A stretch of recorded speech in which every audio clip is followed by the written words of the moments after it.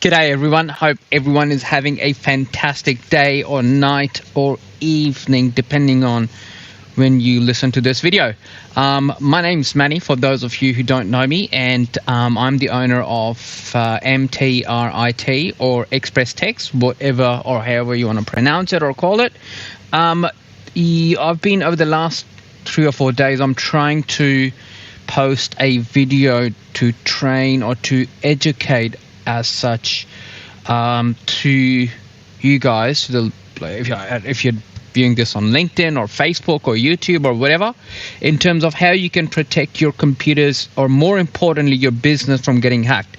So yesterday I spoke about what are the risks, or what do we term as insider threats, and the risks associated with it. Today I wanted to give you a brief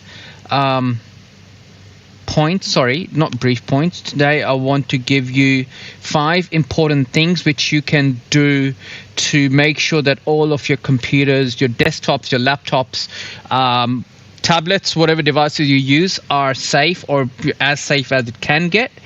So the first one which I have is to make sure that you've got automatic updates available on all of your desktops or laptops.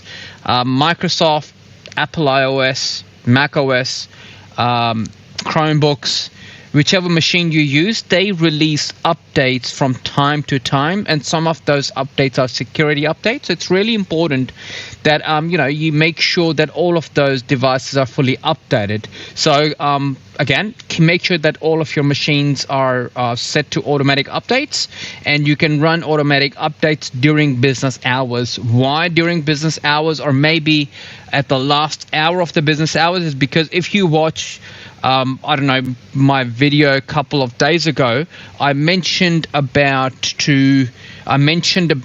reducing or making sure that you can turn off the machines. Why? A, because of security, and B, as we all know, that electricity is getting expensive by the day. So if you've got a business that's about 15, 20, 30 computers, it can add up. So that's why I said that have the updates done during the last hour or last half an hour during your lunchtime, or whatever the case might be. The second important tip which I have for you is make sure that you do not have your PCs operating at administrator level. So what I mean by that is that if you, let's say for example, if a staff member called Suzanne or Joe, your IT person gives you admin access to the machine when they're first setting up. The problem with something like that can be that if that machine gets hacked or something happens with not fault of your own, is that the malicious activity being performed would be performed at an admin level.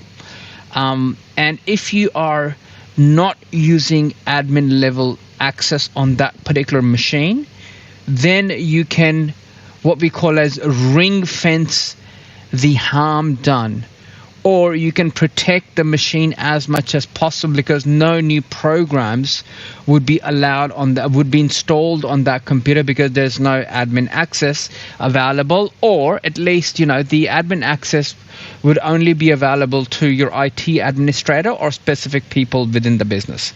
Third one is have DNS filtering. DNS filtering is a fancy word to say that have a firewall policy in place, so that way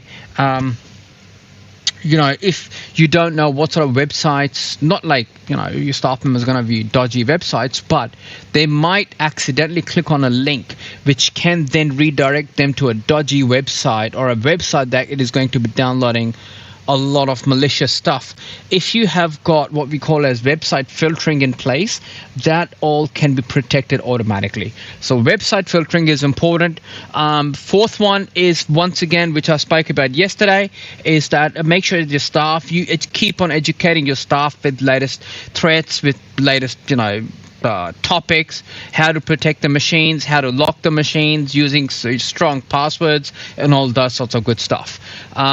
Last one, number 5, is to make sure that all of the devices that are within your network are fully accounted for, and you can track all of those devices within the network. Let me give you an example. So let's say if you've got I don't know, 5 tablets, 5 desktops, I don't know, 10, 15 phones, your IT person or your point of contact within your business, they need to know that what is the function of each and one of those devices. And if there's an extra device connected in the network, the IT person should be asking you the reason behind that, number 1. Number 2, that device should not be allowed on the network to start off with anyway. This way you can ensure that all of the devices are accounted for, and your network can be as safe as possible. So yeah, there you go. I've given you 5 tips on how to keep your network or keep your machine safe. Updates on all the machines. Do not operate the machines at the administrator level. Make sure you've got your website filtering enabled on all of the computers. Educating employees on the devices security, and track all devices. Till next time, bye for now.